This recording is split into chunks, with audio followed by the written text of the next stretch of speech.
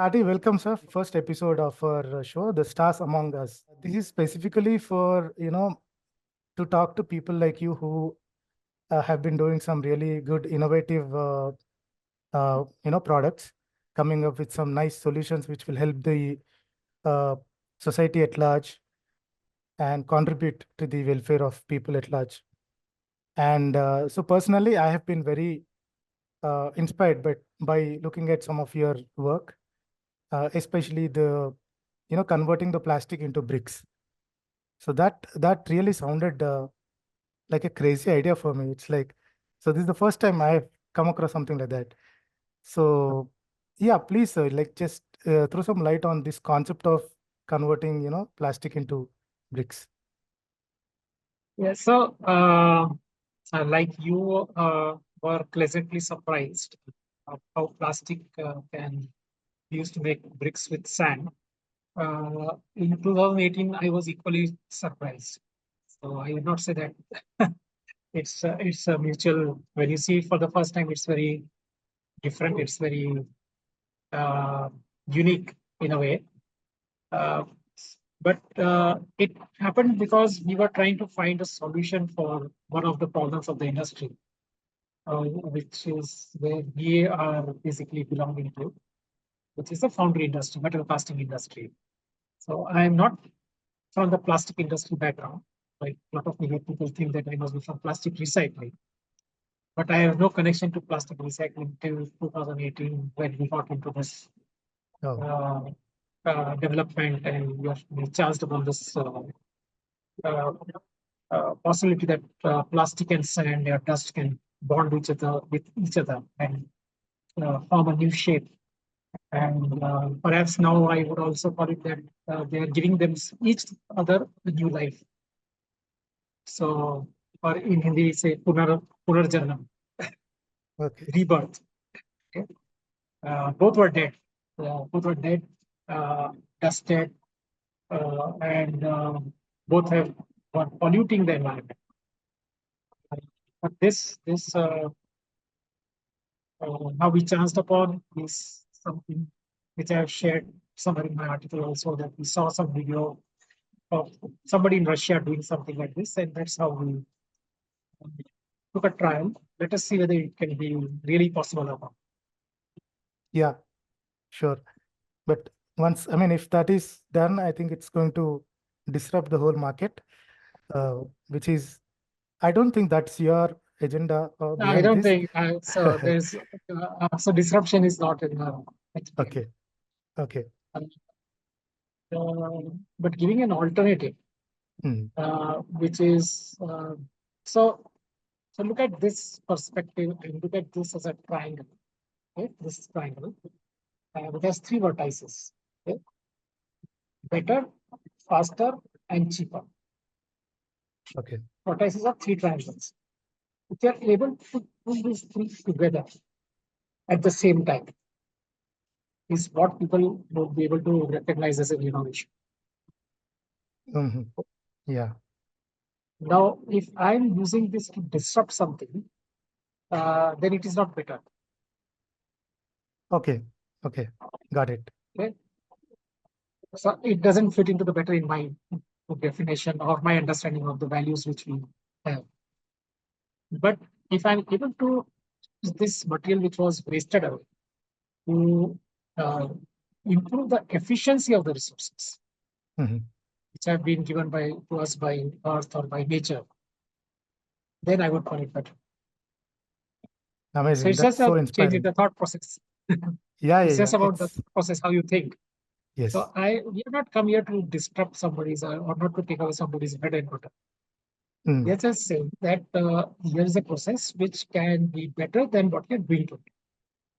So if you are a producer of bricks from clay, for example, consider using this process because it's better for the environment. Yeah. If Yeah. you're using pure blocks made from cement and sand and using water, consider this is better for the environment and for the ecosystem. Yeah. Uh, we don't want to go and say that we are going to take over your business or we are going to disrupt this business at all.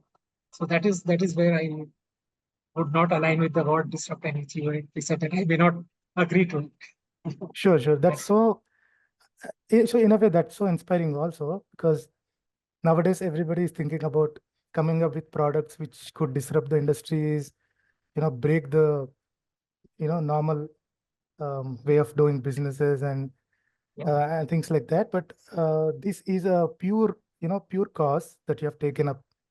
I call it like sustainability in a way, um, Yeah, in terms of, I yeah. you can call it whatever.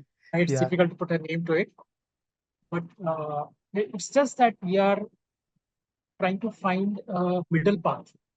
Mm, As we all heard in philosophy, you're talking of always walking the middle path, mm, not something which is deficient and not something which is on the other side, which is too much. okay. Just trying to find what is enough, what is so, because too much money Mm, is also not good. Too much sugar is also not good. mhm. Yeah. So everything too much is good, and if you don't have money, also it is not. Yeah. You will not Yeah. survive. Yeah. So I think we you have should to look strike at a experience. balance. So and somewhere I've been able to understand this because since 2018 I got access to one of the best programs on entrepreneurship system building, Okay. which is developed by United Nations called Empretec. Empretec is a Spanish word for technology or tecnología de emprendedores. Okay. It's not about doing business. It's about thinking like an entrepreneur.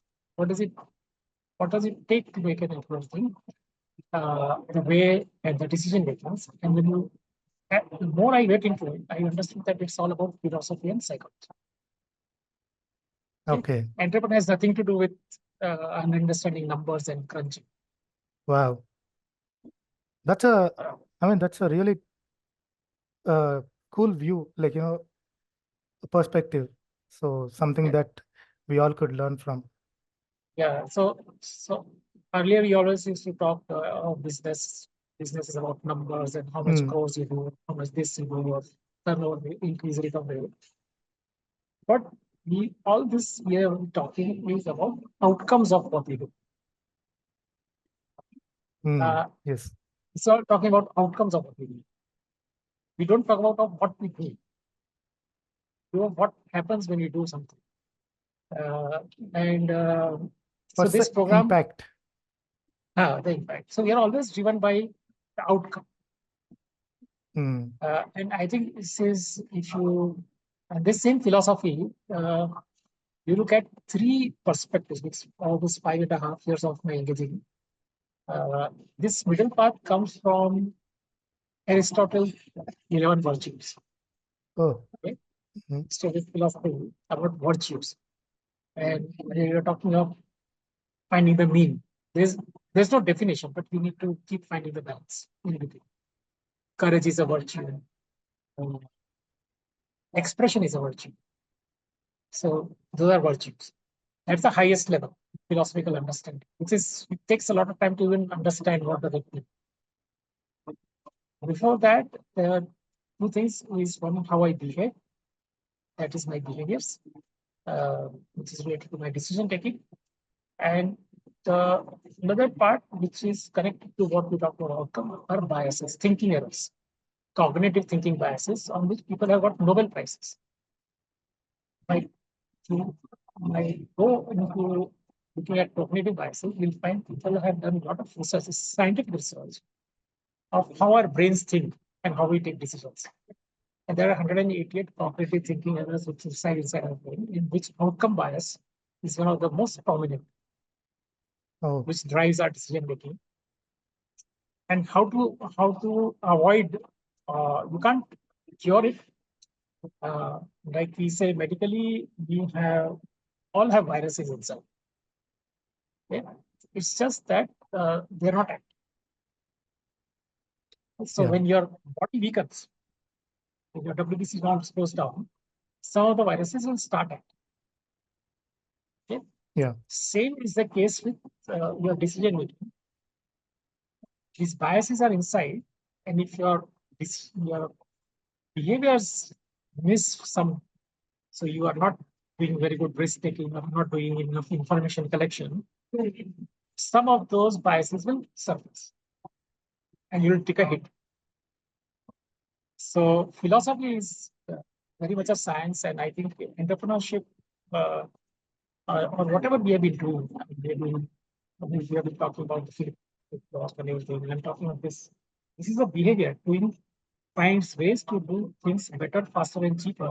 Is a behavior exhibited by a successful entrepreneur. It's a Cool. part of thinking system. It's part of your thinking. So, and I will connect this to, this is not something which is very new for us in India. Because if you go back and read Bhagavad Gita, the most holy scriptures we have, Yeah. The very essence of Bhagavad Gita is Karan Kar Phal Ki Chama. Yes, yes. And so, do your work, don't look at the outcome. It's talking about stay away from outcomes. Work on your inputs. Yes, yes. This UN program is something which I could relate to Bhagavad Gita in real life. Yeah, because Awesome. That's behaviors are my inputs. Behaviors are my inputs. And outcome is not. I can work towards an outcome. I will do everything which will help me reach that outcome, but it is not essential that I reach that outcome. yes, yes. That's not in our hands, basically. Like That's so not many an other factors right. play into it. So Yeah. this is going back to your first question of the plastic and silica sand. So we were working on a process of how to find a solution for addressing the dust coming out of sand acquisition plant from the foundry industry. This was our problem statement. Mhm.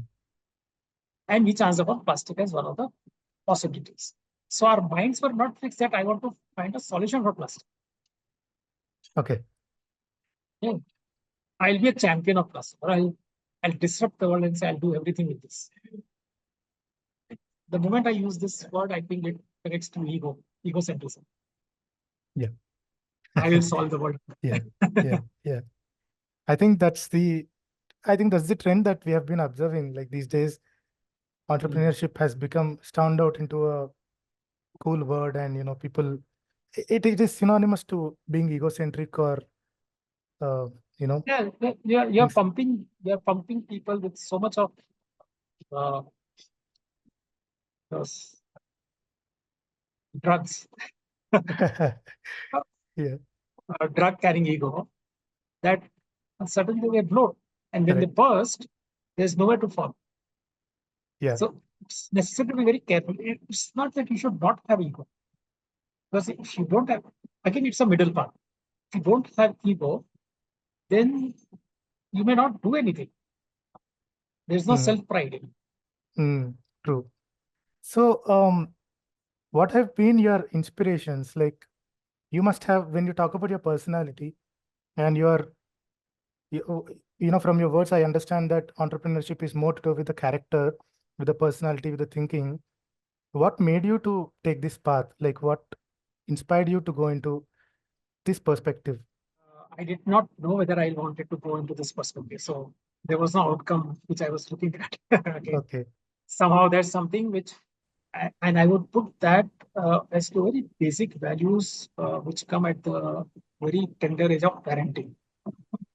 And I put a lot of stress in the ecosystem in which I'm growing, or my child is growing, or the people are growing, is much more, which is the input which is coming into my brain. So I should rather be investing on those areas rather than investing in the outcome which I'm expecting. And that's where, so I have seen my father, my brothers, my mother, my wife. As I have progressed, every person whom I have connected to, I have received a lot. I just received. So I remember one of the sessions I was addressing some 400 youth. And I was just saying that just be a sponge. Okay? So I think that's one characteristic which is inherent to me, or I would say that's a Because talent is something which is within. Talent is something which is inside. Skill is something which you can learn, but talent is inside. Yeah. So again, talent and skill become different. So there's some inherent talent or characteristics of any individual which make you and different from me. True.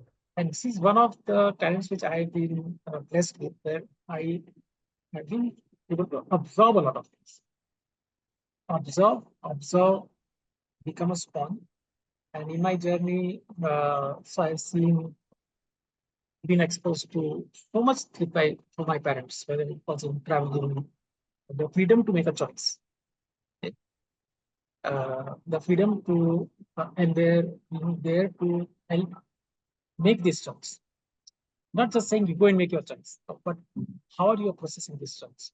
So the decision making abilities have been built right from the childhood. Don't do rote learning. Learn by doing. Yes, so these are some traits I think which our Indian culture has been very much deeply giving us. Which today I find there's a breakdown in this system. And that's why somewhere we are losing some of our values. And these values are invaluable. Just say they're invaluable. True. And so throughout my journey, whether there be some teachers, some professors, some colleagues, even I would call my daughter sometimes inspiring me or learning from her. Nice. It doesn't matter from whom I'm learning, but the only thing is, am I able to understand what is going around me? Am I able to understand things which are there around me? So how good is my awareness? The more I invest in my awareness, the more I started to improve. Okay. So you are coming from very humble background. Like what has been your background? Like your parents and your. So my father has been working with an organization in 1982. So he also had no aspirations to become an entrepreneur. Okay. He did not say that I want to, after this age, I will become an entrepreneur. Like after this, I'll do this. That was not never. I don't remember having heard that.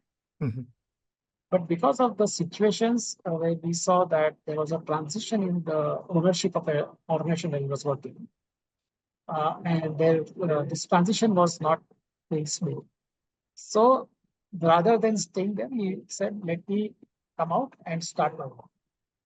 And here, so we have seen that out of a secure job, coming out into an insecure space. That same time, I remember we were just building our house, so taking a loan. So yes, that means that was not planned. Okay. The transition was not planned. The transition just happened. I've seen my mother standing shoulder to shoulder. She looked after the building of the house. She even started a small business at. Okay. So I've seen those small things in our journey where we just take responsibility, or we just don't complain what is happening to us. Just be aware of what is happening and start working. So that humility, staying simple comes has a lot to do with what I got at my childhood. Yeah. It's also being grounded, being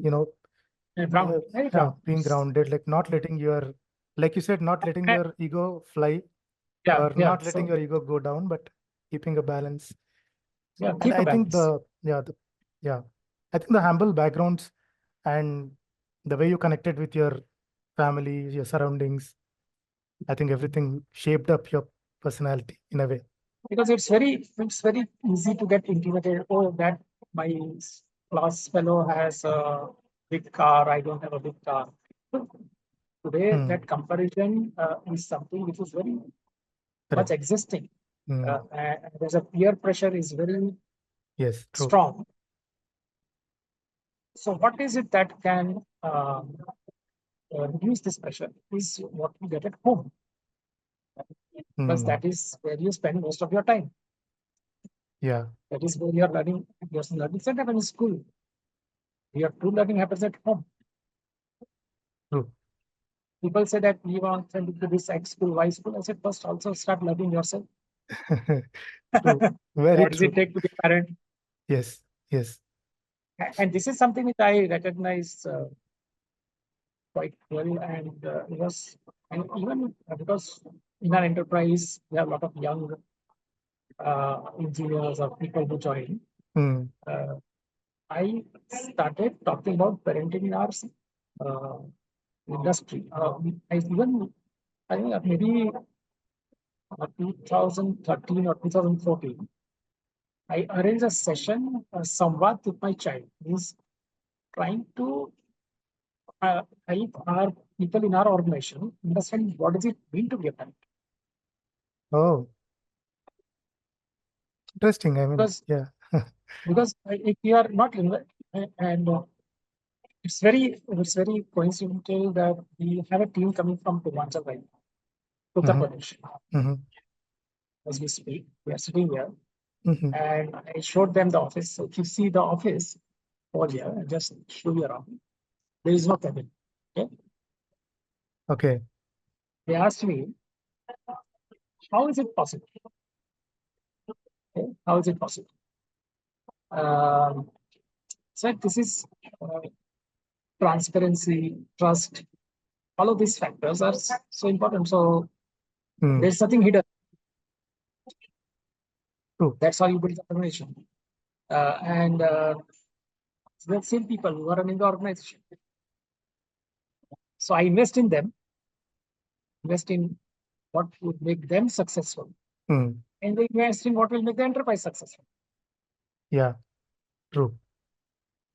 So even for an enterprise, if you look at the employer-employee relationship in the way of parenting, Mm. their entire business will change. Wow. Okay. Cool. I mean, there's lot of there are a lot of things to take from your perspective on entrepreneurship as such, because I mean, for me, it's first time that it's into entrepreneurship is just synonymous to your personality, your outlook, how you take things. So, so how have been your journey? So, like, what are the challenges that you have been facing? Like when you first began your journey, I think way Mhm. back in 90s. 91 is when I graduated. Yeah. And so I began my journey into understanding the world when I was in class 10th. Hmm. I used to go to my office, my father's office, as to do typewriting and letter Okay. posting letters, typing and posting letters. Because there was a holiday, summer holiday. Mm. So I learned telex at that age. Telex, a lot of people don't even know probably today. Yeah, this Hmm. age. I used to operate a telex where you needed a special telex operator. So I learned how to use the telex also, making those punched, uh, coded tapes, putting the tape and transferring the message from one place to another place. Okay. Now, while I was doing that, I also got exposed to how people behave in an office. Mm. See, your exposure to the real world is so important. Is something which I now realize. And when people say that, oh, I don't want to join my uh, family business, I said that's the best place to learn. That's the best place where you can fail, Correct.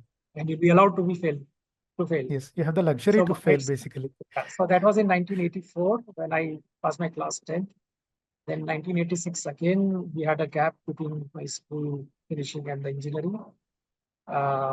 So I learned computers at that time in the vacation. I don't know why. It had just come. Was lucky, and I learned something which is very important today. So my foundation is very strong from understanding of basic computers. That was in 1986. Then I was sent. I went to a site in a foundry, which my father had a factory in commission around 45 kilometers from Baroda, where I used to live. Said, vacation, why did you go? You are going to be an engineer. So I said, okay, I'll go. And I can't forget that day when I walked into that foundry, dark, dusty, Hmm. dangerous. That's how we designed the foundry. And still I continue to work. Hmm. When you go there, I could not see something for some time, anything for some time. So it was so dusty. Doing that commissioning of an automatic line at that age, which at the age of 18, where I had not even studied engineering, but I was able to understand the logic flow of the drawings in electrical drawing. So again, I've been very fortunate to get a lot of opportunities to learn in through experience, not by only reading and writing. For examples, after finishing my college, I had not thought of joining my father. I said I'd like to go and do jobs. I did. I appeared for only one interview, one exam, last in February. I don't know why I did not. I have been a very poor speaker or orator, or I used to shy away from any good discussion till 12 years old. Okay. So what you're seeing today, version of me, people who know me from 12, 15 years ago would not even connect with this version of me. Okay. So that's, I did not go, I did not take up TCL or TCS or HCL, all of this. I just went to the engineering firm, worked for 6 months. Then my father was just getting into manufacturing intermediate.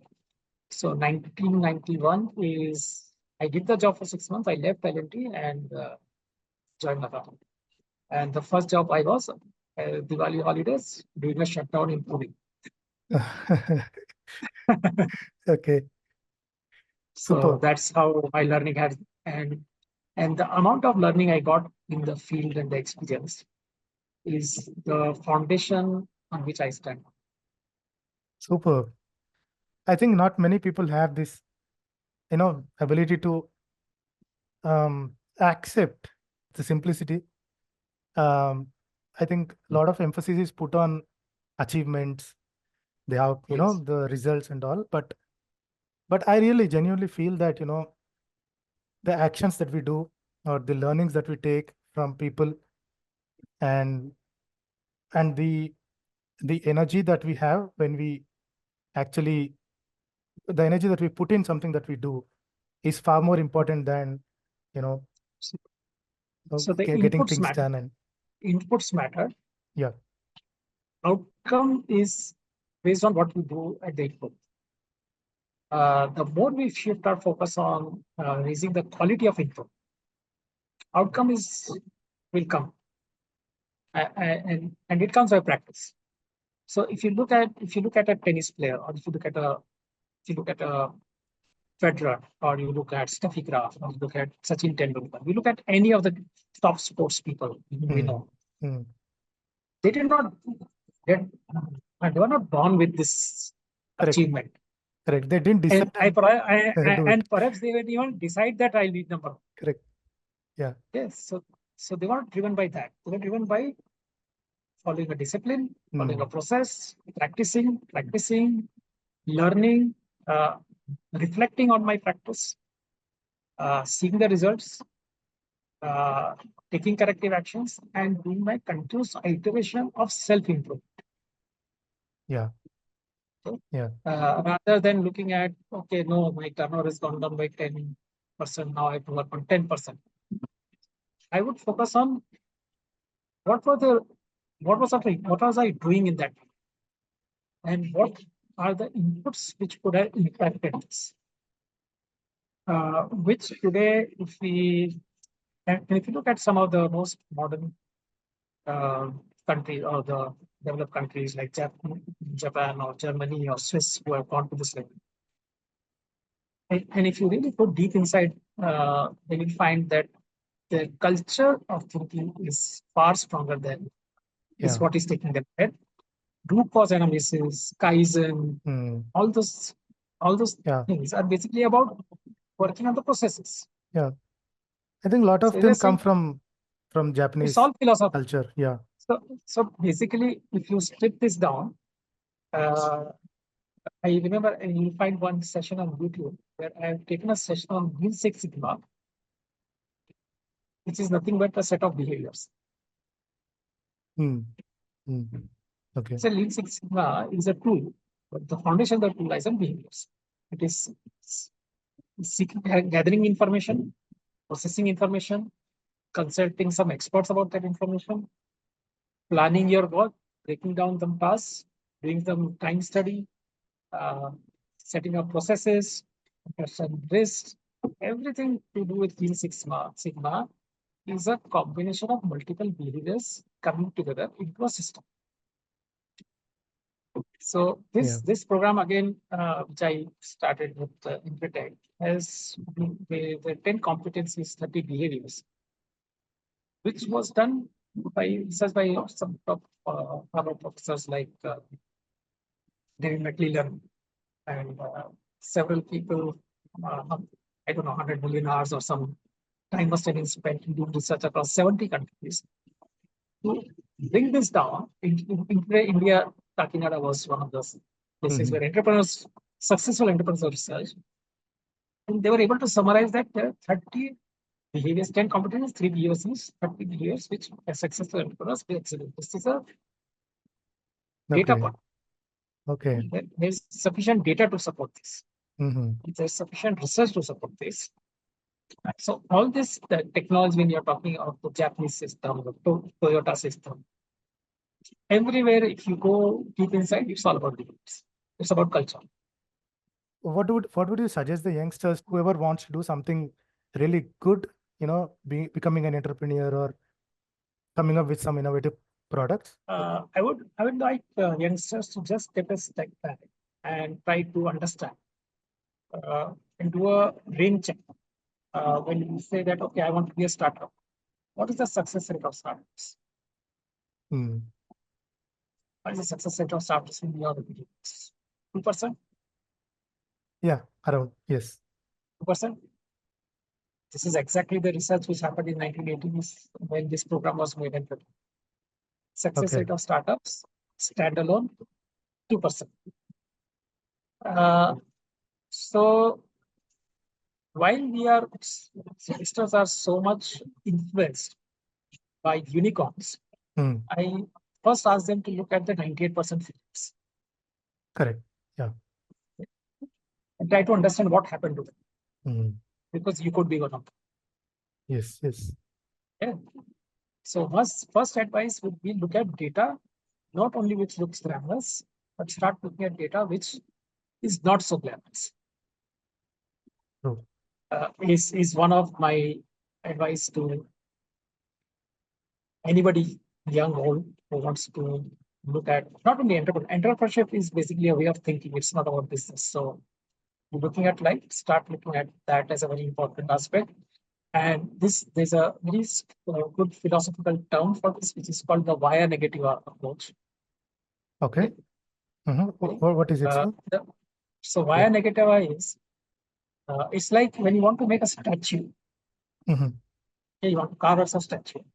All you are doing is removing what is not required. Okay. Eliminating the unnecessary parts. Yeah. So the via negativa says that look at how you cannot fail. What may remain is success. Wow. Yeah. Absolutely true. Okay. So if I were to look at the 98% as what did it take as a much more important research for me than the 2%. If I do my research on failures, the chances of my success will be higher. Yeah. Yeah. Okay. Now this connects to, so who has experienced the most failures? Are people who are already gone through 15, 20, 30 years of experience. Correct. So go back to the Gurukul system. Who was teaching Arjuna? Dronacharya. Correct. Or Eklavya was learning from Dronacharya remotely or directly. Correct. Okay, so you're looking at, so the success rate in the same research This is something which I would like the young people to reflect on. Success rate of startups incubated or part of a value chain of a senior enterprise is more than 95%. Wow. Okay. And you can just go and look at it. Pick up 100 startups, start to identify which startups started standalone, which startups started as part of a value chain. Okay? Standalone is about glamour, ego. Because Yeah. I becomes bigger than the. Correct. Yeah. So if you are able to step back from your ego for a while, very big ego, that you are not the only person who's going to change the world. You are not to say that I'm going to solve the world. Then perhaps you might be much better placed. You may not get into that 98% bracket, and you may come into the 2% bracket as a startup. Yeah. If you are, and if you are able to work with a senior enterprise or an existing value chain, then the chances of successes are more than 95%, because then it will be a parent-child relationship. Yeah. Yeah. So it's a joint family. It's not a nuclear family. The startups today are similar to a nuclear family. The startups of working in a value chain are a joint family. So make your choices. I can't tell you which is right or wrong, but I can only tell you that think about this and you make a decision after doing a little bit of research. Don't get enamored by the glamour of unicorns. The more grounded you are, the more connected you are with your society, with your surroundings, with your family, friends, society at large, and the more you're learning, like you said, be like a sponge, and not being bloated with ego, but then take a realistic call by looking at the the numbers, how many people have failed, and then find a good mentor in the form of a guru, or that have becoming a part of an ecosystem. I think all this is like a really good. I feel like I've read a very good, self-help book on how to become a successful entrepreneur. Yeah. No, so I would rather put the title as how to not fail as it. Yeah. Yeah. True. So if we are just able to shift that narrative into what will it take for me to prevent from failing, is one of the most important behaviors in entrepreneurial system, is deliberately calculating risks and evaluating alternatives. Is a behavior which is not so much practiced. We have taken risk without knowing or calculating the risk. Okay? So when I say I'm going to do a startup, have I ever calculated the risk of failure and what are the risks involved? Because these are not very, very easy questions to answer. Because I've been learning from so many people. So this in 2015, I got a mentor in Mr. Deepak Gadia, social enterprise. Okay. Chairman of Munisiva Ashram, Mr. Dr. Vikrabai Patel, Deepak sir is one of the trustees. It so happened that we got selected for an innovation program. Again, so again, I'm just narrating how things have happened without our looking for. We are just trying to see how we can continuously do things better, faster, and cheaper. And we landed on a solution which was energy efficient. Okay. So we are not outcome driven, that we should be energy efficient. We got the invitation that why don't you participate in this program? I said, okay, what's the risk? So I just calculated the risk. There is no risk. I don't have to pay money. So I just have to invest some of my time. So I can invest time. That is a risk I can take. And I've gone through a phase where people used to tell my father, check up why I'm send this kid. And after 1 year, they used to say, you don't come, you send your kid. I've been through that phase. And I understood that it takes time and patience to get your credibility. So I also do the same with my team. So they go through the same process. I get a lot of badgering from my customer. Why you have sent this person doesn't know. I said, okay, but if there's any problem, I'll come. And after some time, they say you don't come. Yeah. So went to that phase, but 2015 was a very, very important turning point in my life, which I thought I should share. Is again, it's an opportunity which came, and it was a decision I had to make in a split second. Okay? I calculated the risk. There was no risk. I took the decision. I said, I'll take it about. And this is one of the very important behavioral characteristic of an entrepreneur, taking the decisions. Yeah, how you process your decisions, which are now I realize what I did. That time I did not realize, but today I can look back and say this is how I processed it. Got into an accelerator program. 4 months of accelerator program. Program was hosted by Rhino. The accelerator partner was Cleantech Open USA.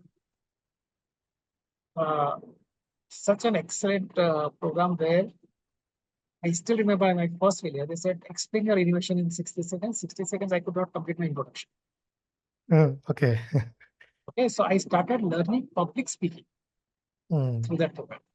And how to be sharper, crisper, how to get attention of people in the first few seconds. So all those nuances. For a machine manufacturer, mechanical engineer who was to do with hardcore engineering, I got an exposure to something which I had never done in my life. Okay, through this program. The Ministry of MSME put the initiative to this program, and it was all funded, supported. And that's where Mr. Deepak Gadia was assigned as a mentor. Okay. After meeting, he said, I am from solar thermal background, they're from foundry background. How do I mentor you? Yeah. But what connected us was the social consciousness. And that's where I started learning social engineering. Okay. So my guru for social engineering is starts from there journey. And I got introduced to Dr. Vikram Patel. So if somebody comes and sees Manish Ashram, they can understand what it really is. Once it's very difficult to understand from outside, and how an ecosystem in a village has been built.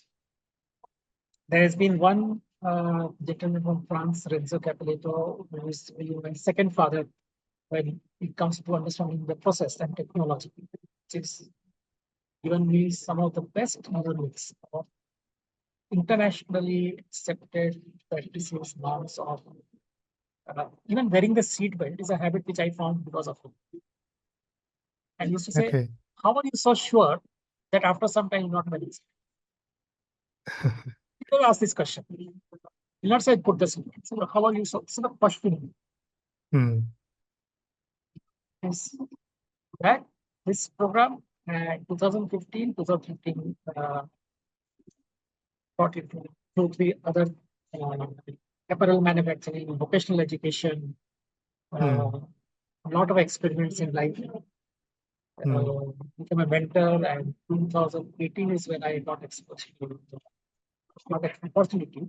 Because I was actually invited again, it was an opportunity, I took it. So the Ministry of MSME wanted me to do a study on what will be the role of MSMEs 2030. Okay. Yeah, and they called this workshop in which I was invited because I was an MSME and an alumni of Unido of this program. And I had exhibited, we were in the top 6 for 2 years. 3rd year, I was a mentor for that program. Okay. So why did you come? And why did you share your experiences in MSME? But what is the role of an MSME in the entire growth story or ecosystem? That's where I met this gentleman, Arnab Chakravarti. He's the National Director of MPTech India Foundation. He has his own story of a social entrepreneur who was an investment banker in Switzerland. He left everything and became a social entrepreneur. So it's another story very inspiring to understand. And he has been my, so we mentor each other on philosophy. So We Okay. have become buddies, Acha. where his deep understanding of reading of philosophy, Hmm. what I get, and what he gets from me is my practice of philosophy Okay. in industry, real life. Hmm. Okay? This program is evolved in such a way, it's been 9 years, that he took this program to a second level. Okay. So the program is the UN label for training. He said, how can you retain your training without practice? Hmm. And so you need to practice. And there's a gym of mind thinking. It's called the Hira gym. It's Hira is another term coined to the government. You'll find on my book pages. It's to do with high impact entrepreneurs from emerging regions for action. A mandate from the government for capacity building, which the Entrepreneurial India Foundation is delivering through the program. But he said, how can you build entrepreneurship without practice? Hmm. So he started this from his own experience. He started this and he started writing our behaviors every day. This practicing our behaviors. So first was to learn, then was to do. Okay. Yeah. So first is to know that this is what it takes to be an entrepreneur. Hmm. But then that knowledge without doing has no Correct. value. If I stop Correct. practicing, Yeah. it doesn't work. So he made this gym. I started writing the second day of I completed the graduation. Till now, I've been, today I must have done 2000, my 2528th behavior document. Wow. That's amazing. So I mean, that's. one per day, one per day. I think I'm averaging around 8 per week. Mhm. It's a little bit more than one per day. So that practice of decision making is something like seeing yourself in a mirror. Hmm. And many people have fallen out of it. It's very Yeah. difficult to see yourself in a mirror and show yourself in a mirror to a peer group who understands what you're talking Hmm. Hmm. from a cultural aspect. And I think this is one of the areas where, uh, again, when you ask what would be the message for the youth, people really would like listening more to this banker or what you're talking about, is find a partner who's invested in your success or an ecosystem who's invested in your success, where you can share your decisions on a daily basis and get a reflection back. So you need a critical critic who's Yeah. invested in your success. Yeah. You don't need only, so somebody's going to point your failures. Or someone who could give you a valuable feedback on. Value feedback. Yeah. So just to give you that there's something which you may be missing. There's some biases or there's some, Hmm. Hmm. and they should become your board of advisors. Yeah. Yeah. So build your board of advisors. Okay. Your journey, keep on finding. So I have now so many people where I know I can go to and start reflecting, because both understand we are only trying to help each other. We are trying to help. I'm just coming there to uh, share how I've taken interest. I'm ready to be open, transparent, Hmm. be vulnerable. Hmm. Okay? Hmm. Humility and being vulnerable are very deeply connected. Yeah. You cannot be humble if you're not ready to be vulnerable. Hmm. Hmm. True. If you can't say that I'm not ready to fail, and that will be called a failure. That's vulnerable. Correct. Correct. And that's a strength also. It's And people look at it. vulnerability is one of the biggest strengths. I look at Correct. it as the biggest strength. Correct. People look at it as a weakness, but otherwise it's actually a strength. So, so this journey has been very interesting, and every day. So, like for example, you called me up. Yeah. For me, I know it's an opportunity. I could have said no, but I said yes. Yeah. I know the outcome. I said no, but I Yeah. did. I did a bit of research of what you are doing. I saw you are making films on the IPL, and you're doing this, and you shared that no, this is something new which you are starting. I said, okay, Thank you. this is something Yeah. which I is always interesting for me. So anything which is new, it is relevant because that stars are not the people, those who are generating the light. They're only absorbing and giving it back. Yeah. If you are looking at this program from a perspective of stars and people who are Reflecting absorbing that. Yeah. and reflecting back without any expectation. True. I think that's the right That would be the essence of explanation. program. Yeah. I'm just trying to put this No, stars, definitely. move We'll away take from that ego, and move away sure. from ego, Hmm. to be a more humble step. The stars that we have in the title, it's not about the glamour or that kind of Yeah, star, but a lot of but people would. it is the reflecting nature of the star. So somewhere I think you may like to include that somewhere in your message. Okay. Because, Yes. what you think is not necessarily what others may think. I think we'll include that in the description part, or the introduction to this video. I think we'll talk about that a bit because I am start. equally invested in your success as much as you are. Thank you so much for that. Yeah. And I think we are coming closer to ending this call. So, from my side, I just like to thank you, Awesome. for being with us and sharing your journey and giving such a wonderful insights into what entrepreneurship is, what all it takes, for a person to get there, and the importance of being, humble, grounded, and sharing all those insights, and also being a part of our journey and being the first guest in our show. So It's like we feel so like I it's would our like to privilege. acknowledge. So I would like to acknowledge a few very important critics, which sometimes we feel are a burden. Many people complain. So my best critic is at home is my wife. The second critic is our daughter. And why I call them the best critics? Because they are invested in my success. True. And so many times we think they are nagging us. I look at it that they are helping us. Yeah. And that is something I leave a message for those who are dying. So your wife is the first person, the most important, Correct. most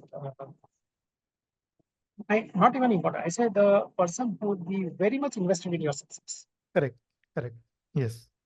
Your wife or your husband or the partner, your spouse. Yeah. And your child. Yeah. Consider them as critics, and then you find there is a very big different relationship that may on. And I also love the way that you are putting this, fatherly figure. Like you were not talking, and the guru that you're talking about, you were not talking about mentorship, or you are not talking about anything, but you are, for anything, you are assigning something like a guru being in the life, in our lives, and and also a father figure. You were also terming some of those people as your second father, something like that. That's something that is coming from a very, very strong cultural, background, very strong, good upbringing, that has happened. I think that's something that I really love, and that's something that I'm taking from this interview. Right. Thank you so much. Thank you so much, sir. Thanks. And all the best for whatever you do. Whatever happens. Yeah. Bye. Sure, sir. Thanks. Thank you so much. Bye-bye.